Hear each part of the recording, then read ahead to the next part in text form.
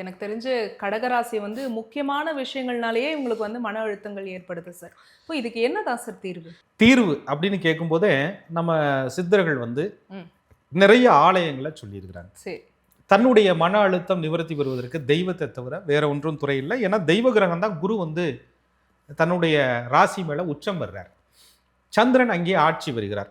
விருச்சிகத்திலே சந்திரன் நீசம் பெற்றவர்கள், சந்திரன் பாவ கிரகங்களோடு தொடர்பு கொண்டவர்கள் தெய்வத்திட்ட போய் முறையிடும் போது, தெய்வ ஸ்தலங்களிலே போய் அதிக நேரம் உட்காரும் போது, அதுவும் முருகப்பெருமானுடைய ஆலயத்திலே கடகத்திலே பிறந்தவர்கள் போய் தன்னுடைய பிரச்சனையை கோரிக்கையை வைக்கும்போது பெரிய மன அழுத்தம் அவர்களுக்கு விடுதலை வரும்.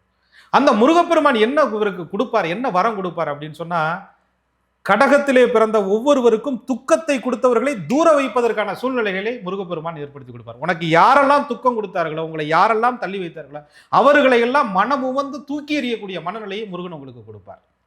அந்த நிலைக்கு நீங்க வந்துட்டீங்கனாலே உங்களுக்கு துக்கம் இல்லை, மன அழுத்தம் இல்லை. நீங்கள் துக்கம் கொடுப்பவர்களை தூர வைக்க தெரியாமல் துக்கத்திற்கு ஆளாகிறீர்கள்.